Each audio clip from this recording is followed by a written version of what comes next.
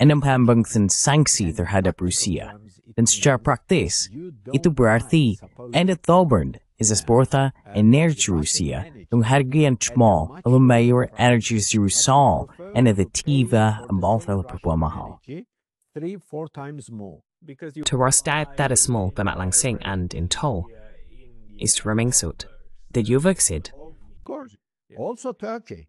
Is it Turkey? Imagine every neri terfagi Ruski tanknadis either net for netral beginning naar il and a rap in thefting to the cheaper pimes. Life easier for Russia.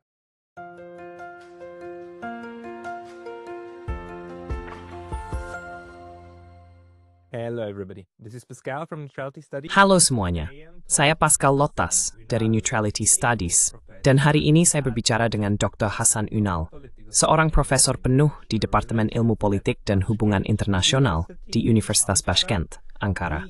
Kami baru-baru ini bertemu di sebuah panel tentang dunia multipolar baru, dan saya pikir ini adalah kesempatan yang sempurna untuk akhirnya membahas geopolitik Turki di saluran ini. Dr. Ünal, selamat datang. Channel. Dr. Ünal, welcome. Thank you. Thank you. So we shoe hamcord sign. Thank you for saying yes because I haven't had the Terima kasih sudah bersedia, karena saya belum pernah punya kesempatan untuk membahas Turki secara rinci atau mendalam. Mungkin saya mulai dengan pertanyaan ini. Pergantian nama negara, apakah masih boleh menyebutnya Turkey? Atau sekarang itu dianggap tidak sopan? Considered rude. Well, I wouldn't think it would be considered rude. Ya, saya rasa itu tidak akan dianggap kasar, karena saya selalu menggunakan kata Turkey. Saya tumbuh dengan kata Turkey, dan pada dasarnya saya tidak bisa mengubah sebutan bahasa Inggris saya untuk negara itu. Dan masalah lainnya, maksud saya Turki tidak masalah, tapi ketika sampai pada kata sifat untuk negara itu, maka Anda harus mengatakan Turkish lagi. Jadi Anda tidak bisa mengatakan Turkiye-ish. Ya, itu benar. Kecuali Anda ingin mengubah segalanya secara drastis. Jadi can I misrix for demititive door, step 3 theme or an eighth? In our talk, I would be saying Turkey all the time because The settlers. I'm an Misalnya kuno. Russian person. Yes. Yeah, that makes it easier for me too because I just remember it as Turkey Ya, all the time. itu juga memudahkan saya, karena saya juga selalu mengingatnya sebagai Turki. Geopolitical situation. Tapi mari kita bahas situasi geopolitik. Maksud saya, Turki memang sering muncul di media dan berada di sekitar titik panas, yaitu negosiasi yang sedang berlangsung antara Ukraina dan Rusia. Dan Turki telah melanjutkan tradisi ini.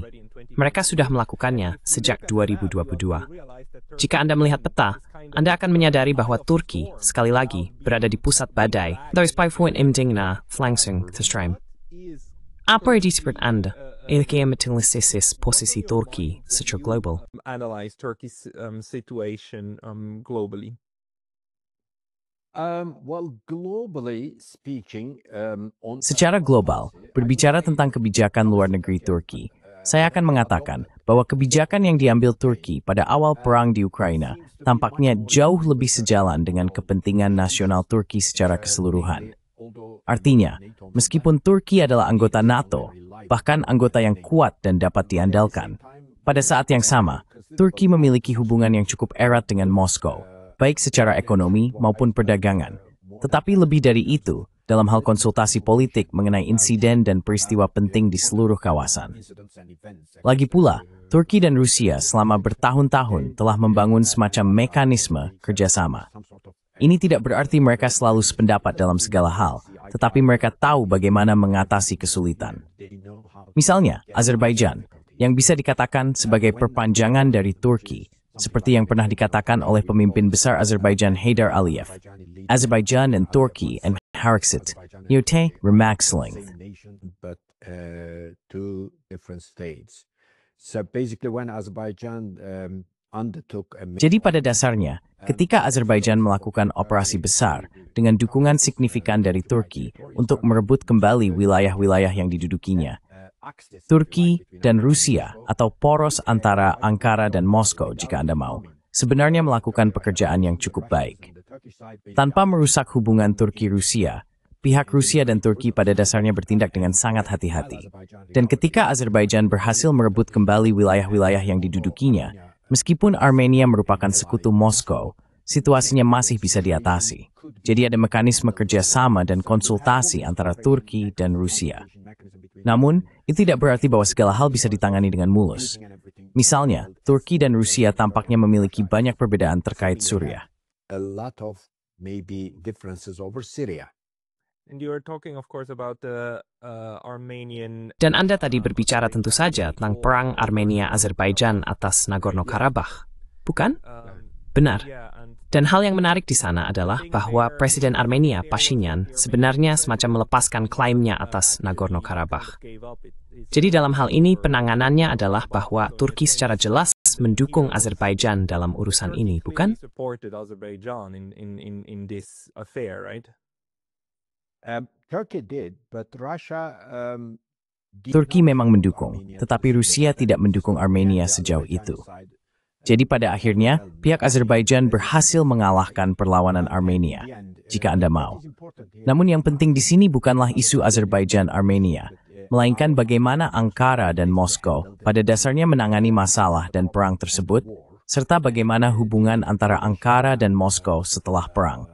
Bahkan sebenarnya sebelum perang, selama perang, dan setelah perang, tetap cukup lancar. Gary Thast Noelit, Okis, Turkey.at NATO, Krimuemo Enikib Pui Brangits, Neman Moskows. But at the same time with good ties to Moscow. And then you have again Turkey with good ties to Lalu ada juga Turki yang memiliki hubungan baik dengan Kiev dan Ukraina. whereas you have Sementara itu, hampir semua negara NATO atau sebagian besar di antaranya, dengan beberapa pengecualian, mungkin Hungaria, mereka memberlakukan paket sanksi yang cukup besar terhadap Rusia, tetapi Turki tidak ikut serta dalam sanksi tersebut dan justru membina hubungannya dengan Moskow sebelum dan selama perang. Pada saat yang sama, Turki juga tetap menjaga semua jalur komunis Ukraina. Jadi, ini sub rumang seput sebagai aksi sulap. Anstet ever juin di thenat ekizagats pesulap. And minain to berberi sekaligus dalam waktu yang bersamaan. okay, you play with a number of balls at the same time.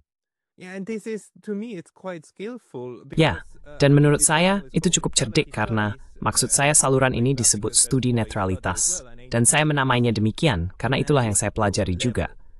Dan saya melihat secara analitis, Turki jauh lebih netral dibandingkan katakanlah Swiss atau Austria yang memang tidak mengirim senjata ke Ukraina. Tetapi mereka sepenuhnya mendukung secara politik dan melalui sanksi berpihak pada Barat. Sementara Turki, apakah mereka mengirim senjata ke Ukraina? Maksud saya, mereka membukan sanksi. Merasa tidak. I don't think so. No. I don't think so. It had been selling weapons. Saya rasa tidak begitu. Turki memang telah menjual senjata, khususnya drone. Ukraina tertarik pada drone canggih yang diproduksi Turki, tetapi itu sebagian besar terjadi sebelum perang. Mungkin ada beberapa hal yang merupakan bagian dari kebijakan NATO, tetapi saya tidak berpikir itu sesuatu yang signifikan, dan saya juga tidak yakin hal itu pernah benar-benar dibahas antara Turki dan Moskow.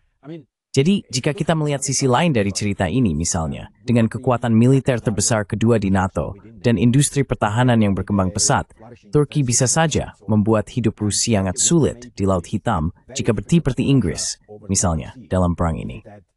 Tapi kenyataannya tidak demikian. Okay, but it didn't. It refrained from all that because I think Turki menahan diri dari semua itu, karena menurut saya, pertama-tama kepentingan nasional kita sebenarnya tidak mengharuskan adanya kebijakan seperti itu. Dan kedua, bahkan selama Perang Dingin, dari tahun 1965 hingga hampir 2 dekade ke-19 sekitar 15 hingga 20 tahun, Turki membina hubungan sebaik mungkin dengan Moskow dalam hal ekonomi dan perdagangan. Dan sebenarnya, Uni Soviet membangun sebagian besar industri berat Turki selama periode itu, meskipun Turki adalah anggota NATO. Jadi pada dasarnya, Anda belajar dari pengalaman. Pada saat itu, hubungan itu murni terbatas pada ekonomi dan perdagangan. Namun kali ini, ada lebih dari itu. Misalnya konsultasi politik mengenai urusan regional. Dan sedikit lebih jauh, meskipun belum sepenuhnya berkembang, adalah kerjasama pertahanan.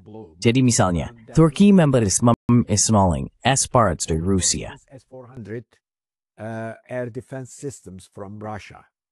And at some stage, I have my hunches. Dan pada suatu saat, firasat saya mengatakan bahwa Turki akan beralih ke Rusia. Bukan untuk membeli senjata, dan mungkin juga ke Tiongkok, tetapi untuk memproduksi bersama senjata tertentu di kawasan ini, dengan tujuan menjualnya ke pihak ketiga dalam bentuk usaha patungan atau sesuatu yang serupa. Namun saya rasa itu tidak akan terjadi dalam waktu dekat. Itu tidak akan terjadi besok. Tapi saya bisa membayangkan hal itu akan terjadi pada suatu saat di masa depan yang tidak terlalu jauh. Kamu dan saya akan menyaksikan semua itu. Oke, saya jauh lebih tua darimu. Tapi saya yakin saya akan melihat hal itu terjadi. Jadi maksud saya, di satu sisi kamu tetap berada di NATO, tapi kamu mendiversifikasi kebijakan luar negerimu. Saya menyebutnya kebijakan luar negeri multidimensional. Dan mungkin kita sudah memiliki sedikit hal itu selama Perang Dingin, sekarang Tefek Descent ikut menjadi jauh lebih multidimensional dalam talan dunia multipolar. NS Woods Enberg Athi. Multipolar world order, and that's quite understandable. Understandable, yes, because Bisa dimengerti ya, karena tampaknya rasional. Tapi intinya, menurut saya, banyak anggota NATO Eropa yang tidak lagi bertindak secara rasional. Coba pikirkan bagaimana Jerman seolah-olah tidak masalah mengabaikan Nord Stream. Mereka begitu saja mengabaikan siapa yang meledakkan Nord Stream. Maksud saya, sekarang sudah jelas bahwa ini adalah pekerjaan orang dalam, entah oleh Anda sendiri atau teman-teman Anda, tapi Anda tetap mengabaikannya. Bagi saya, itu tampak tidak rasional. Apa yang dilakukan Turki adalah menyeimbangkan semua pihak satu sama lain. Itu sangat masuk akal secara realistis. Tapi mengapa Turki bisa melakukan itu di dalam NATO? Sementara Jerman dan yang lain tampak benar-benar sepenuhnya total dikuasai. Pikirkan juga negara-negara Nordik, Swedia, Norwegia, Denmark, Finlandia, yang sekarang semuanya, terutama Finlandia dan Swedia, mengizinkan 17 pangkalan, masing-masing 15 dan 17, di wilayah mereka. Dan itu, dengan persyaratan yang yang ditandatangani oleh negara yang kalah perang dari mitra aliansi. Turki tidak melakukan itu.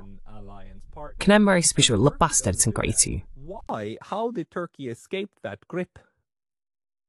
I think one point that's important. Saya pikir satu hal yang penting bagi Turki dan kebijakan luar negerinya adalah, dari sudut pandang Turki, era Perang Dingin sudah berakhir. Dalam arti bahwa Turki tidak lagi memandang Rusia sebagai ancaman. Rusia dan Uni Soviet memang merupakan ancaman pada akhir Perang Dunia Kedua.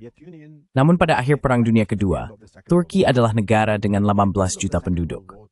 Uni Soviet baru saja kehilangan 27 juta jiwa. Tetapi meskipun demikian, mereka masih berjumlah sekitar 10 juta, dengan persenjataan yang sangat besar. Dan saat itu ada sosok seperti Stalin yang ingin mengubah seluruh status quo yang ia bawa ke Turki. Jadi memang ada bahaya dan ancaman Soviet yang mendorong Turki masuk ke blok barat, mencari aliansi yang dipimpin oleh Amerika Serikat dan sebagainya. Namun, keadaan telah berubah.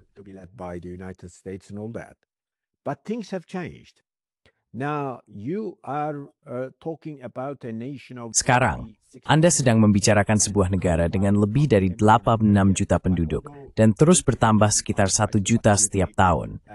Meskipun belakangan ini, karena krisis ekonomi dan faktor lainnya, peningkatan angka kelahiran melambat, tetapi tetap ada, dan menurut para ahli demografi, kemungkinan besar akan terus berlanjut. Turki akan menjadi sekitar 110 juta jiwa. Dan pada saat Turki mencapai 110 juta, populasi Rusia akan turun menjadi sekitar 110 atau 120 juta. Kedua, tentu saja ini tidak menjelaskan segalanya, tetapi dalam hal kekuatan ekonomi dan kekuatan militer. Mengingat betapa, bukan sulit, tapi jelas tidak mudah, kampanye Rusia di Ukraina, saya rasa tidak ada pemerintah Rusia yang akan, bagaimana saya mengatakannya, mempertimbangkan upaya semacam itu terhadap Turki. Think of any such enterprise against Turkey. Okay? Nor would any Turkish government. Tidak ada pemerintah Turki yang akan berpikir untuk melakukan penaklukan dengan mengorbankan Rusia. Jadi ada keseimbangan antara dua negara tersebut. Tentu saja, Rusia adalah negara adidaya, terutama dalam hal militer. Ini adalah salah satu negara terkemuka. Dan dari segi sumber daya, khususnya, Rusia adalah salah satu yang terkaya di dunia. Yaman, setelah mengatakan itu, Turki entah bagaimana bahwa mereka dapat dengan mudah bekerja sama dengan Rusia dalam semua isu, ekonomi dan perdagangan, tetapi juga politik dan bahkan isu militer. Jadi mungkin hal ini memberikan kepercayaan diri bagi Turki. Tapi Atsu bisa bertanya, apakah Jerman tidak cukup percaya diri? Dan Charity, mengapa? I mean, and if it is not, why not? The other thing, the Turks and the Russians. Hal lain adalah bahwa orang Turki dan Rusia sangat akur. Jumlah pernikahan campuran antara orang Turki dan Rusia sangat besar.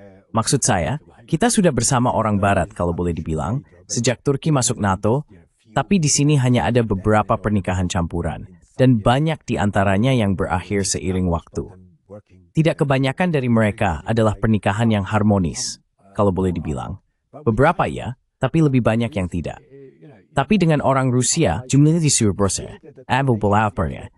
Pada asing dua box ini, dalam hal populasi emaknya akur. Ini hal lain.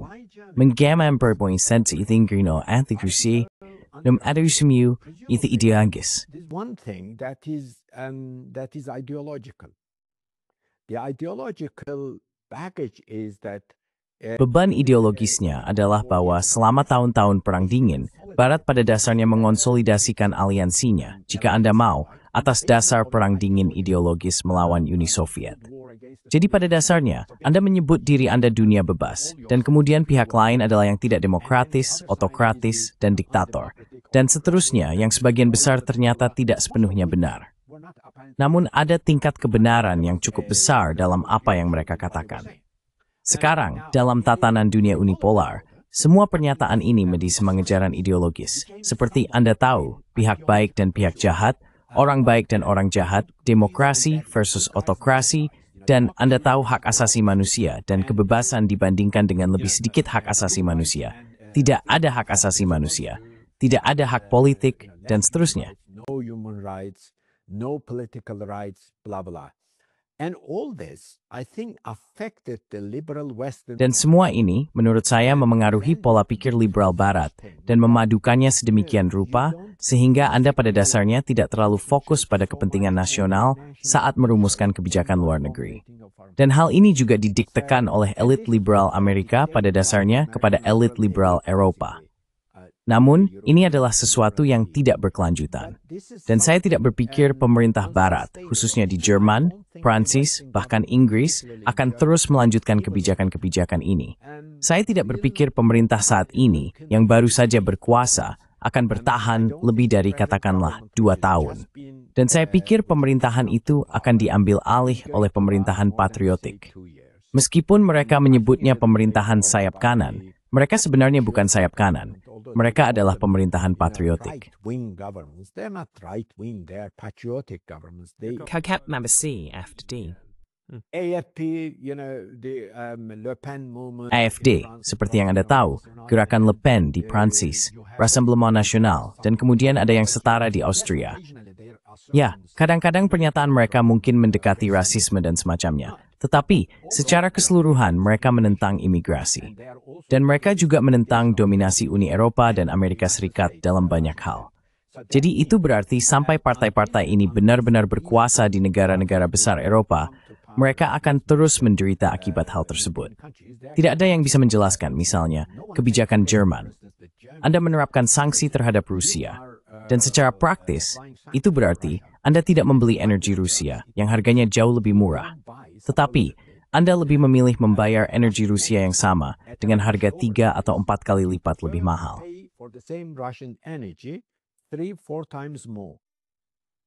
Itar går membeli YouTube Turks and Tibetan telling. In those EU. Also Turkey. So we buy it from Juga Turki. Jadi kami membelinya dari Rusia dengan harga diskon karena kami pada dasarnya netral sebagai negara NATO dan kami mempermudah hidup Rusia. Kami belum menutup wilayah udara kami. Misalnya, banyak perjalanan Rusia melewati Turki, begitu juga banyak perjalanan dari Barat. Bukan hanya pelancong Rusia, tapi juga pelancong dari Barat. Contohnya, saya melihat ketika saya bertemu dengan para cendekiawan Rusia, Jepang, dan lain yang bepergian ke Forum Internasional Valdai, mereka melatih Istanbul. International Forum through Istanbul. So basically, you get the Russian. Jadi pada dasarnya, Anda mendapatkan minyak Rusia dengan harga yang sangat murah. Lalu Anda mengolahnya menjadi bensin, solar, dan produk lainnya. Kemudian Anda menjualnya di pasar internasional dengan harga internasional kepada orang Eropa dan pihak lainnya. Dan mereka tahu itu adalah energi Rusia. Itu minyak Rusia dan sebagainya. Jadi, mengapa tidak membeli gas dan segala sesuatu, energi Rusia yang murah, yang merupakan penopang utama industri Anda? Jika tidak, Anda justru akan menghadapi deindustrialisasi negara Anda, yang merupakan tulang punggung ekonomi Anda. Ini benar-benar di luar nalar siapapun. Tapi menurut saya, ini sebagian besar berkaitan dengan budget mereka.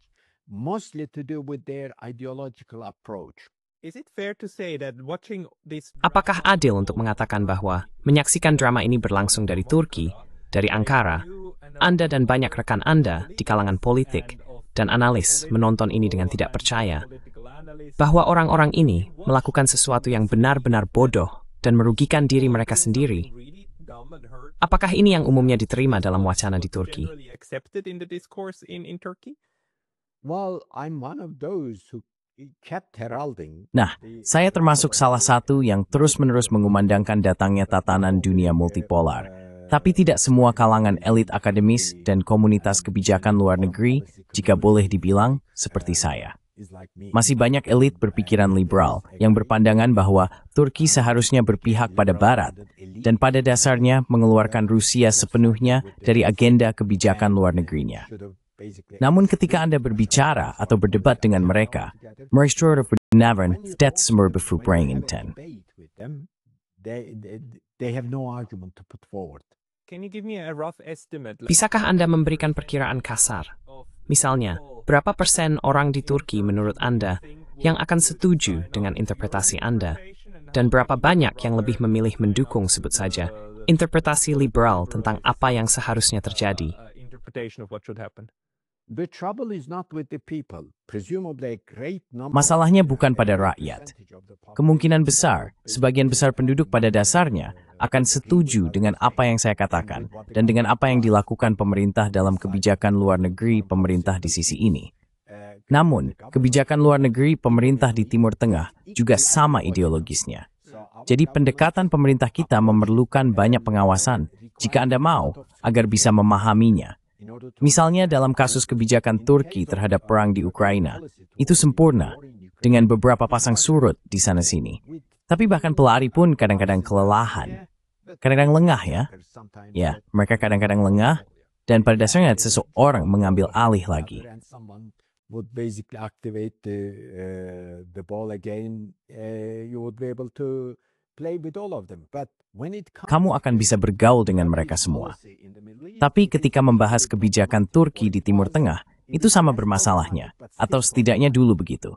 Sekarang memang sudah agak kurang bermasalah, tapi tetap saja bermasalah. Tapi kamu tahu, saya sedang membicarakan kalangan elit Turki. Dan elit Turki jelas berpikiran NATO, berpikiran liberal, dan semacamnya. Jadi mereka pada dasarnya benar-benar tersisih. Ketika kamu berbicara dengan mantan duta besar dan orang-orang yang dulu sering mengomentari kebijakan luar negeri Turki, banyak dari kalangan akademisi, mereka pada dasarnya terpesona dengan apa yang sedang terjadi, dengan sikap yang diambil Turki, tapi juga bahkan lebih lagi, dengan apa yang dilakukan Trump misalnya. What Trump has been doing, for instance, he's destroying the collective West, and he's basically. Dia sedang menghancurkan Barat kolektif, dan dia pada dasarnya lebih fokus pada kepentingan kebijakan luar negeri Amerika. Dan dia benar-benar bertindak dengan pendekatan America First, dimanapun dan kapanpun. Jadi, ada partai liberal ini, yang para liberal, baik di Eropa, Turki, maupun Amerika Serikat, pikir tidak akan pernah berakhir. Tapi pagi telah tiba. Dan mereka belum juga bangun karena mereka terlalu banyak minum. Mereka perlu mencerna semua itu. Namun, kebicaraan tentang diskusi Kirchen Gray, bukan ia tampak seminis, pendapat dukungan, remega tadi temujur defas, and be a fathfruthal. We are basically talking about realities on the ground. Yeah, and Turkey is surrounded by a lot of realities. Ya, dan Turki dikelilingi oleh banyak realitas di lapangan. Maksud saya, Anda baru saja menyebutkan, maaf, sebelumnya. Apakah adil untuk mengatakan bahwa dalam arti tertentu, sementara sebagian besar Eropa Barat telah dikuasai oleh semacam ideologi liberal dan semacam ideologi memakan akal sehat. Hal itu belum terjadi pada kepemimpinan politik Turki. Mungkin pada sebagian elit ya, tapi tidak pada kepemimpinan saat ini yang menentukan kebijakan. To the current leadership that defines policy. Well, the trouble is the main opposition. The main opposition. Masalah utamanya adalah oposisi utama. Oposisi utama sangat berorientasi liberal. Jadi jika orang-orang yang lebih tua, misalnya, menurut jajak pendapat, lebih memilih semacam kebijakan ala Ataturk, yaitu Anda tahu kebijakan Turki didahulukan, oke? Anda mengutamakan kepentingan Turki. Dan Anda harus menjadi modernis. Anda harus berusaha keras untuk memodernisasi negara dalam segala aspek, tetapi Anda tidak terbawa arus oleh nasihat-nasihat Barat. Jadi, melihat kepentingan Anda terlebih dahulu. Tapi partai oposisi utama tidak seperti itu. Dan mungkin itulah sebabnya mereka terus kalah dalam pemilu selama beberapa pemilu terakhir. Kalau tidak, mereka bisa saja menyapu bersih dan berkuasa. Inilah dilema yang sebenarnya sedang kita hadapi di Turki. We are faced up to actually. But the opposition in Turkey has a problem, doesn't it? Tapi oposisi di Turki punya masalah, bukan? Karena oposisi, katakanlah oposisi di Georgia, bisa berharap mendapat dukungan dari Uni Eropa, kan? Untuk jalan Eropa, dan seperti Eropa di atas segalanya. Masalah yang dihadapi Turki adalah bahwa oposisi liberal ini, bahkan jika mereka ingin bergabung dengan Uni Eropa, maksud saya, Uni Eropa sendiri tidak menginginkan mereka, bukan? Maksud saya, Turki benar-benar berada di posisi sulit dalam hal integrasi ekonominya. Sekarang mereka sudah menunggu UNESPA selama apa? 40, hampir 50 nenging. Membership for what, 40 or almost 50 years by now? Well, we signed Nah, kami mendekini perjanjian asosiasi dengan Konsensus Ekonomi Eropa, Bathurstnum Nogra. 1963. Oke, Amvaf, syurang sudah main sticks. Sorry. 60 plus years, yes. And so, Lebih dari 60 tahun ya. Dan seperti yang Anda katakan misalnya, masalah dengan Turki adalah bahwa elit politik negara-negara liberal Eropa Barat akan dengan mudah menerima Ukraina dan atau Georgia ke dalam kelompok mereka, tetapi tidak dengan Turki. Bahkan jika ada pemerintahan liberal di Ankara, bahkan jika pemerintahan liberal itu mengikuti keinginan mereka, mereka tetap tidak menginginkannya. Dan tentu bisa sedang mengerti, Turki adalah negara yang lalu besar, dengan populasi 45-86 juta jiwa. Jadi, Turki akan menjadi negara terbesar di Uni Eropa. Turki yang memiliki dakwah Brazil, dan juga yang mixed terbesar. And then it would have the largest representation, say, Turkey's population has gone over 100 million. Katakanlah, jika populasi Turki melebihi 100 juta, maka mereka akan memiliki kelompok terbesar di Parlemen Eropa. Mereka juga akan mengonsumsi bagian terbesar dari dana dan sebagainya. Jadi, besarnya jumlah penduduk saja sudah membuat hal itu mustahil. Lalu, Uni Eropa, dengan alasan yang cukup bisa dimengerti, memandang Turki sebagai penyaring antara bagian dunia yang baik dan bagian dunia yang buruk. Turki sendiri bukan sepenuhnya baik atau buruk. Negara itu menggambarkan keduanya. Namun buruk, seharusnya tidak berada tepat di perbatasan Uni Eropa. Harus ada sharing yang dilalui oleh berbagai hal. Dan Turki sangat cocok untuk peran itu. Dari sudut pandang mereka, hal itu cukup bisa dimengerti. And from their point of view, that's quite understandable. And the strategic location of Turkey. Dan lokasi strategis Turki benar-benar membingungkan bagi para pemimpin Uni Eropa. Bagaimana mereka bisa menangani misalnya perang Suriah, perang Irak, sesuatu dengan Iran, atau sesuatu dengan pihak lain di Mediterania Timur. Anda tahu, apapun bisa terjadi di bagian dunia itu. Dan kemudian jika Turki menjadi anggota penuh, Anda harus melakukan sesuatu, atau mengatakan sesuatu, atau bertindak bersama Turki. Dan lokasi itu. Dari sudut pandang Washington, lokasi Turki sangatlah penting. Tapi dari Brussels, mereka hanya di pemain kedua setelah Washington dalam hal pemikiran dan permainan geopolitik. Jika Anda mau. Thinking and geopolitical play, if you like. So they don't see Turkey as an. Jadi mereka tidak melihat Turki sebagai aset, tetapi mereka juga tidak ingin kehilangannya. Mereka tidak ingin kehilangannya. karena Turki adalah pasar yang baik untuk barang-barang Eropa. Sama seperti Eropa adalah pasar yang baik untuk barang-barang hasil produksi Turki, barang-barang industri, dan sebagainya. Jadi Anda memiliki hubungan semacam ini yang Anda katakan dengan tepat, memang cukup bermasalah. Bahkan jika ada pemerintahan yang berpikiran liberal, seperti yang pernah ada di masa lalu, bahkan pemerintahan yang sedang berkuasa saat ini juga cukup berpikiran liberal. Ketika pertama kali berkuasa, mereka siap untuk melakukan apapun yang diminta oleh Uni Eropa. Mereka siap untuk mengorbankan kepentingannya di Siprus, kepentingannya di Laut Aegea. Mereka siap menerima segala tuntutan dari Uni Eropa. It was prepared to accept any dictate by the European Union, but then the European Union would have to tell the president. Tapi kemudian, Uni Eropa harus mengatakan kepada pemerintah saat ini yang dipimpin oleh Erdogan, kalian tahu, apapun yang kalian lakukan, kami tidak akan membiarkan kalian masuk. Maaf. Kami pada dasarnya memasang semua, bagaimana saya mengatakannya, hambatan, dengan harapan kalian tidak akan menerimanya. Tapi jika kalian menerimanya pun, kami tetap tidak akan membiarkan kalian masuk. Bertindaklah sesuai. Jadi maksud saya, tidak ada cara bagi Turki untuk benar-benar bisa masuk ke Uni Eropa. Tapi kaum liberal yang berpikir bahwa satu-satunya jalan keluar bagi Turki adalah mendorong keanggotaan di Uni Eropa dan juga tetap menjadi anggota NATO yang solid dan loyal. Ini luar biasa. And loyal member of NATO. This is incredible.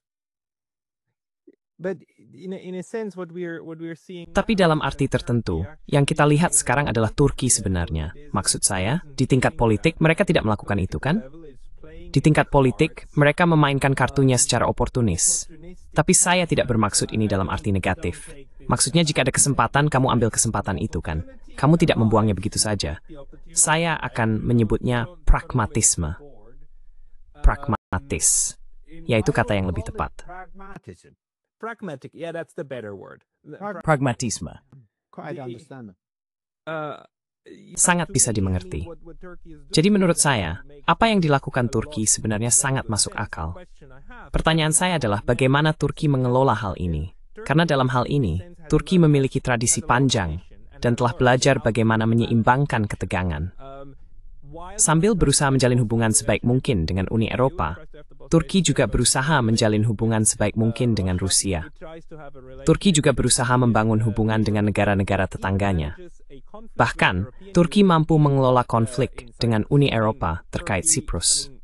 Maksud saya, Uni Eropa dan Turki benar-benar berselisih soal Siprus, bukan? Sampai pada titik di mana mereka saling menembak, atau setidaknya ada insiden penembakan pada tahun 70-an. Bagaimana hal itu bisa terjadi, sementara mereka tetap menjaga hubungan kerja yang efektif? Well, in the 1970s, the Greek. Pada tahun 1970-an, Siprus Yunani belum menjadi anggota Uni Eropa, jadi tidak ada masalah. Namun, Turki dan Yunani sudah menjadi anggota NATO. Situasinya tetap bermasalah. Baik Turki maupun di sisi lain, Inggris dan Amerika Serikat menangani situasi yang cukup sulit tersebut. Akhirnya, pulau itu terbagi. Namun, seperti yang Anda katakan, karena Siprus Yunani masuk ke Uni Eropa, sebelum ada penyelesaian terkait pembagian pulau, mulai sekarang bisa mestani oleh Klia. Sedang net juda, sampai intiut, and things di pulau itu. Jadi, mengapa Turki harus bergor dengan Unings? So why should the Turkish side join up to the Greek side? And the European Union membership doesn't bring all the goodies. Dan keanggotaan Uni Eropa tidak membawa semua kabar baik seperti yang diklaim pada saat itu.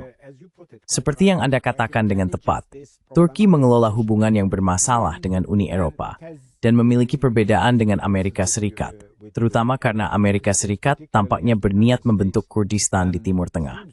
Pada saat yang sama, Turki juga mengelola hubungannya dengan Rusia dan bahkan Tiongkok. Sekarang, Turki mulai membuka diri kepada Tiongkok, dan Tiongkok juga membuka diri kepada Turki, terutama terkait apakah hal ini akan menghasilkan banyak investasi Tiongkok di Turki. Kita akan menunggu dan melihat, tetapi ada tanda-tanda bahwa hal itu mungkin terjadi, dan itu akan menjadi awal yang sangat baik antara Turki dan Tiongkok juga. So what I mean is that if Maksud saya adalah, jika pemerintah kita tidak termotivasi secara ideologis, khususnya ideologi Islamis, di Timur Tengah, situasinya akan jauh lebih baik. Anda tahu misalnya, kita bisa memiliki hubungan yang sangat baik dengan Mesir, Israel, Suriah. Saya tidak tahu mengapa pemerintah saat ini pada dasarnya terlibat dalam masalah Suriah, perang yang merusak di Suriah. Karena sebelum perang, hubungan Turki-Suriah, bagaimana saya mengatakannya, kedua negara berada dalam kondisi sebaik mungkin. Misalnya hampir sebaik hubungan kita dengan Azerbaijan saat ini. Jadi mengapa Turki terbawa oleh saran Barat, Eropa, khususnya Amerika, dan didorong ke dalam situasi itu, sungguh tidak bisa dijelaskan. Dan saya telah menjadi kritikus vokal terhadap hal tersebut.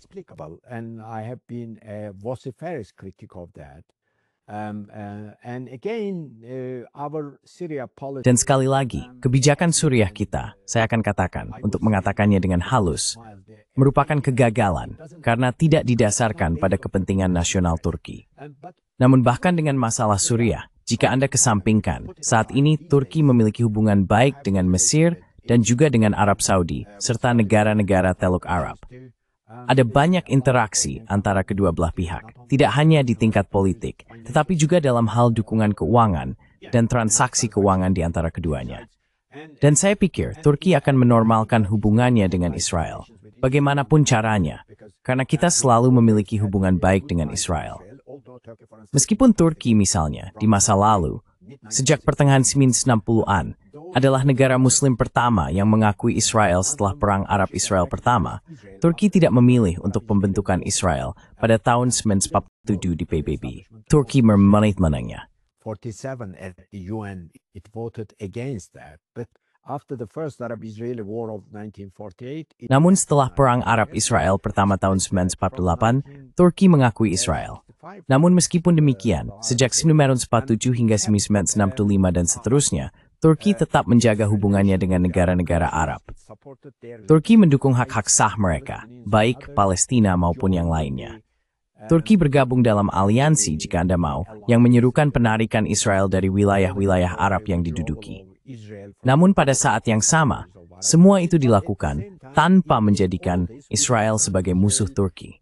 Itu sangat baik, dan pihak Israel memahaminya. Pihak Arab juga memahaminya. Dan misalnya ketika proses perdamaian Oslo dimulai, baik Israel maupun Arab mengatakan kepada Turki, "Oh, tetaplah terlibat dalam proses ini karena kami membutuhkanmu, karena kami mempercayaimu." Dan saya pikir kebijakan luar negeri Turki di Timur Tengah seharusnya kembali ke situ. Dan saya rasa memang akan ke arah itu. And I think it is going to, because that's the only way. Two questions related to this.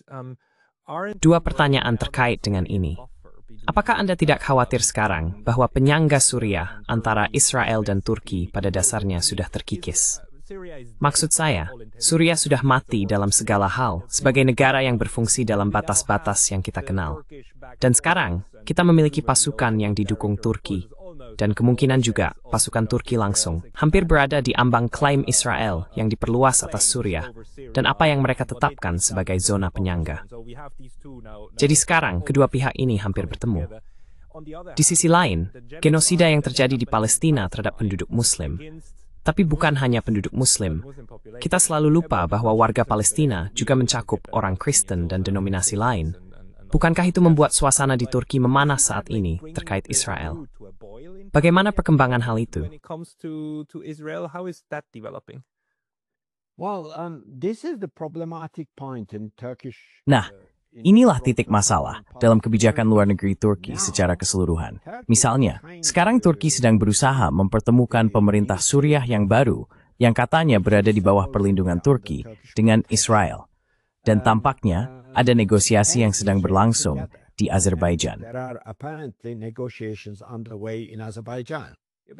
Namun Israel masih membardir infrastruktur pemerintahan Suriah.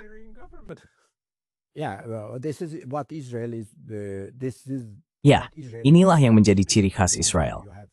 Di satu sisi, ada hal seperti ini. Dan di sisi lain, Israel membombardir tempat-tempat tersebut. Ketegangan antara Turki dan Israel semakin meningkat terkait Suriah dan juga kebijakan yang berkaitan dengan Hamas.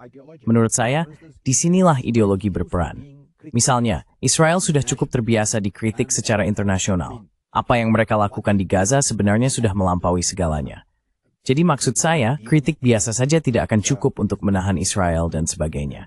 Semuanya sudah jelas. Tapi pada akhirnya, siapa yang akan menahan Israel? Itu adalah Amerika Serikat dan mitra-mitra baratnya, bukan negara lain. Western partners, no other country. Yeah, the only ones who could, and perhaps also Arabs. Ya, hanya mereka yang bisa. Dan mungkin juga orang-orang Arab yang sebenarnya bisa memberi tekanan pada pemerintahan Amerika Serikat dengan mengatakan, lihat, kami terlibat dalam transaksi bisnis bernilai triliunan dolar, ini dan itu. Tapi pada saat yang sama, kami melihat Israel bertindak di luar batas, dan kami tidak bisa menjelaskannya kepada publik kami. Kalian harus melakukan sesuatu. Jadi, dalam dunia yang ideal, Turki seharusnya mendukung negara-negara Arab secara politik dan diplomatik tanpa terlibat dalam perselisihan antar Arab. Mengerti? Apa yang terjadi antara Israel dan Palestina juga sebagian besar adalah urusan antar Arab. Remember dengan plate isbesmo iswentopo. No. I mean, from an humanitarian point of view, Bukan. Maksud saya, dari sudut pandang kemanusiaan, Turki seharusnya mengungkapkan kemarahan, frustrasi, kritik, dan sebagainya. Tapi pada saat yang sama, ini juga berkaitan dengan bahasa yang Anda pilih. Misalnya, jika Anda menyebut Israel sebagai negara teroris, itu adalah sesuatu yang akan dianggap sebagai penghinaan oleh setiap pemerintah Israel, setiap elit politik Israel. Tapi jika Anda mengatakan Hamas mungkin merupakan organisasi teroris dari sudut pandang Anda, namun jika Anda memperlakukan warga Palestina di Gaza sebagai sebuah negara, maka Anda juga harus bertindak seperti negara, dengan segala tanggung jawab yang ada pada Anda. Anda tidak bisa bertindak seperti organisasi teroris, seperti yang Anda sebutkan. Jadi maksud saya ini berkaitan dengan bahasa yang digunakan. Namun pemerintah kita sudah melampaui batas dalam hal itu. Tapi Anda juga bisa mengatakan, ya, bagaimanapun juga, apa yang terjadi di Gaza adalah sesuatu yang tidak bisa diprediksi siapapun beberapa tahun yang lalu. No one could have actually predicted some years back, and it is also so.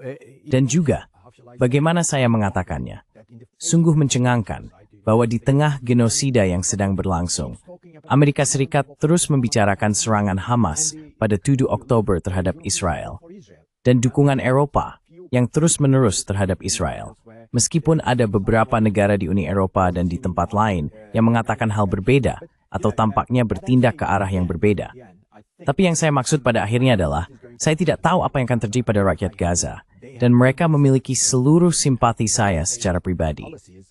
Namun kebijakan negara, bagaimana saya mengatakannya, kadang-kadang memang tidak didasarkan pada emosi.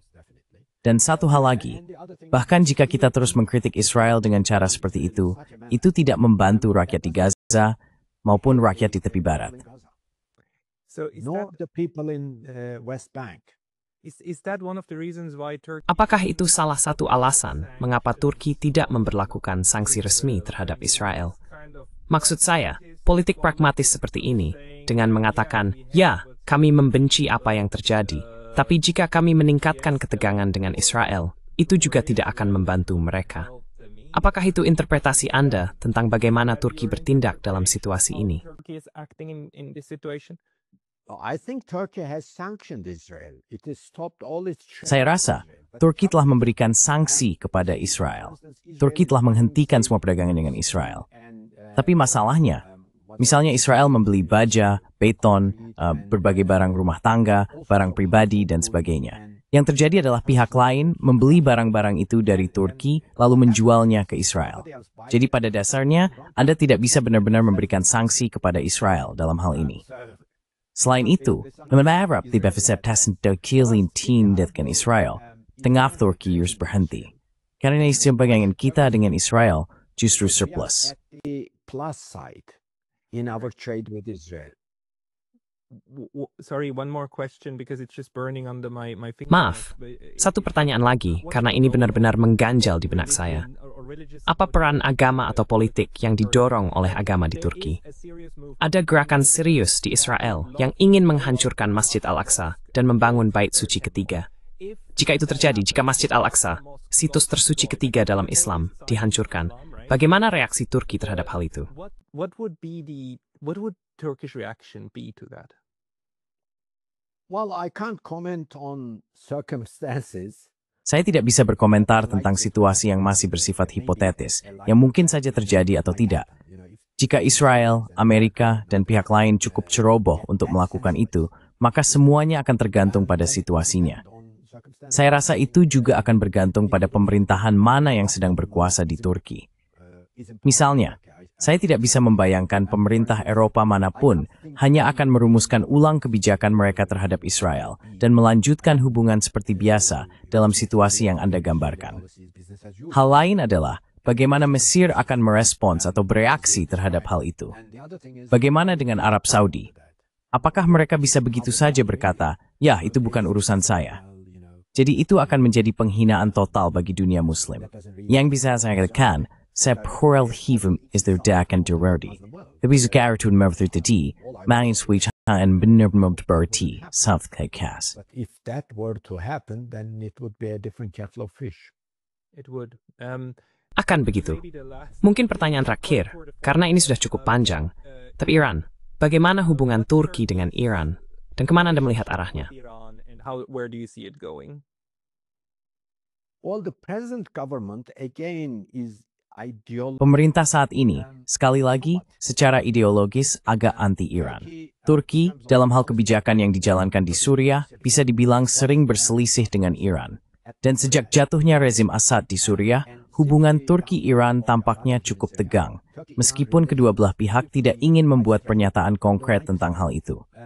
Iran sendiri sedang sibuk dengan negosiasi mereka bersama pemerintahan Trump.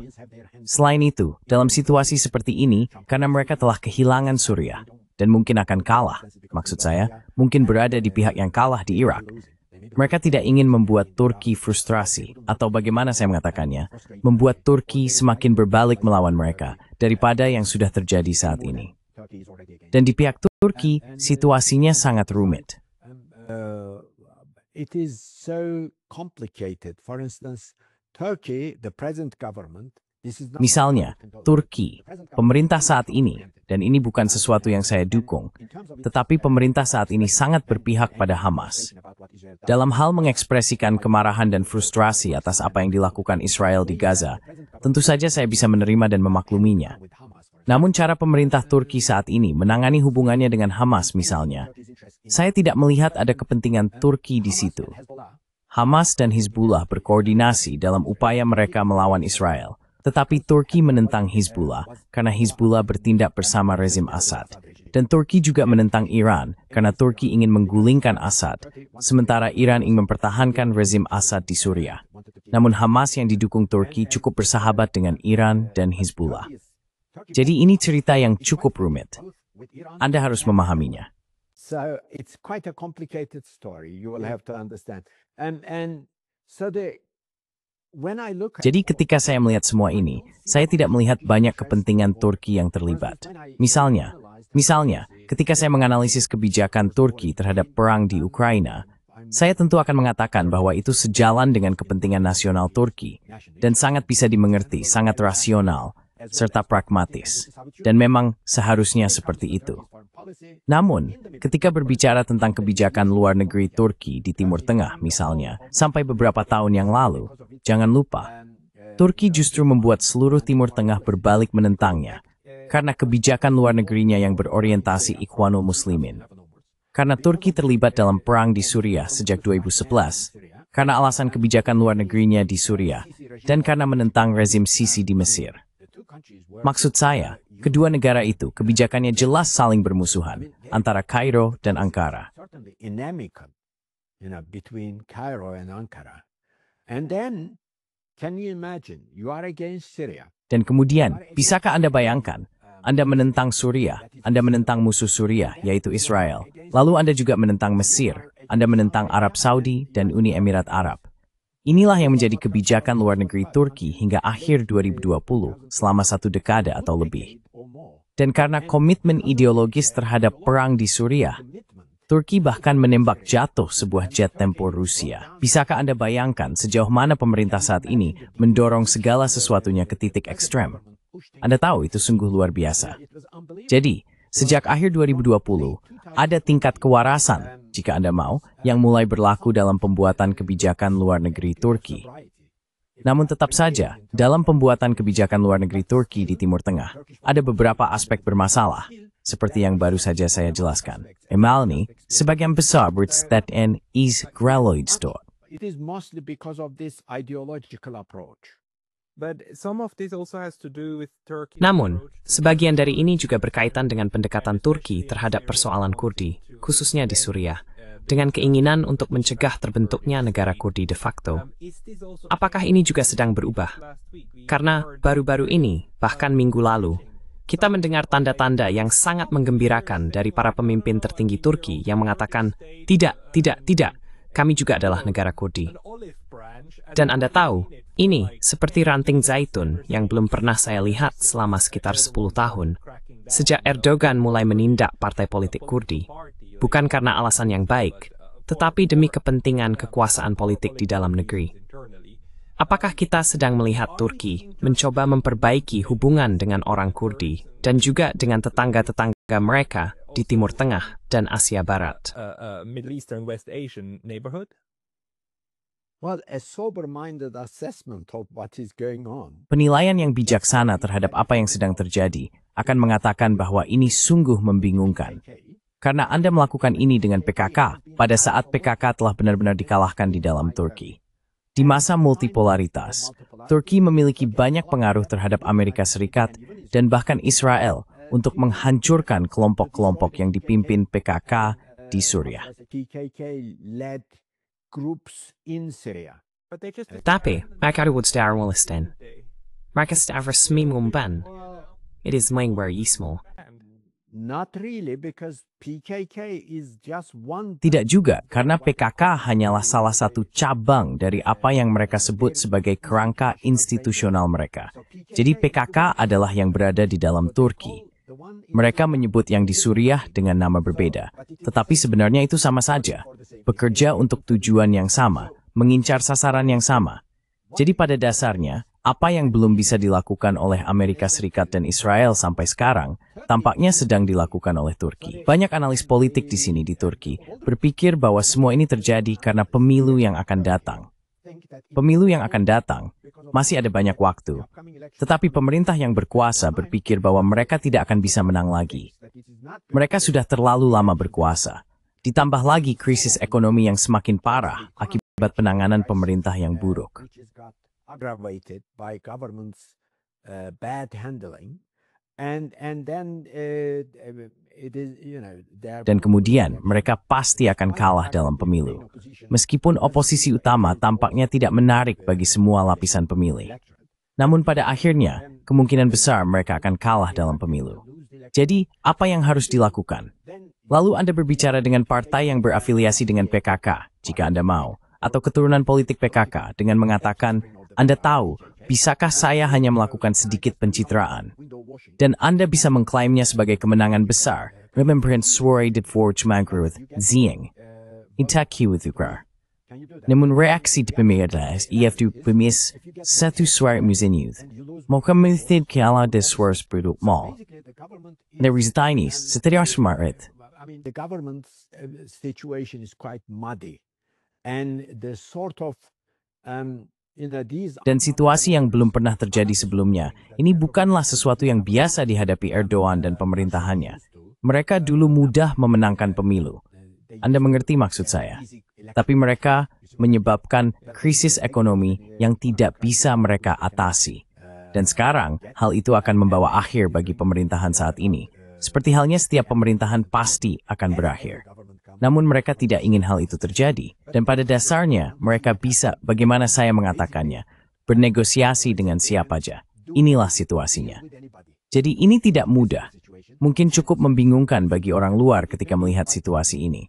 Bahkan bagi kami yang ada di dalam negeri, mengikuti perkembangan yang terjadi tidak mudah untuk langsung memahaminya. It is not easy to understand at first sight. Not at all. And Hassan, I told Sama sekali tidak. Dan Hasan, saya bilang wawancara ini akan memakan waktu sekitar 45 menit, tapi kita sudah 1 jam. Ya, saya menikmatinya. Terima kasih banyak atas kesabaran Anda. Bagi orang-orang yang ingin membaca lebih banyak analisis Anda, kemana mereka harus pergi? Apakah Anda punya tempat di mana Anda secara rutin menerbitkan tulisan dalam bahasa Inggris? Where you regularly publish in English? I do and Ya, saya melakukannya. Dan kadang-kadang, ya, jika mereka pada dasarnya mencari Hasan Ünal, Anda tahu, saya dulu menulis opini untuk beberapa surat kabar barat. Kadang-kadang saya juga menulis analisis dalam bahasa Inggris. Tapi saya juga menulis analisis dalam bahasa Turki. Dan beberapa situs internet menerjemahkannya ke dalam bahasa Inggris. Sebenarnya itu kebanyakan disebut Harici. Harici adalah tempat saya menulis. Harici adalah situs untuk analisis kebijakan luar negeri. Right. Harici is Itu benar. dot By our Oleh teman Cholkan kita Tunchakoj? right. Temas kah? Saya sekali. I'll So put I- Harici Saya aman Riti di kotak deskripsi di bawah agar orang-orang in tutur tumula. Please do. And I have a program on the Silakan. site. Dan saya memiliki program di situs Harici. Namanya Strategic Compass. Dan saya melakukan wawancara dengan para ahli dari Turki maupun dari seluruh dunia mengenai isu-isu geopolitik. Jadi mereka juga bisa melihat wawancara saya dalam bahasa Inggris dengan para ahli. My English. Dan mungkin kita bisa melakukan satu wawancara dengan Anda di lain waktu. Maybe we can do Anda tahu. one with you at a later stage, you know. would be happy to. Itu semua apa? Everybody, Di semua orang, asiwis, yung kurasis Hasan Ünal di sana. Professor Hasan, Ünal there. meriksi tu ese pagwebwane. Much for your time today. Well, Ja, en iets meer bij de zaak steeds.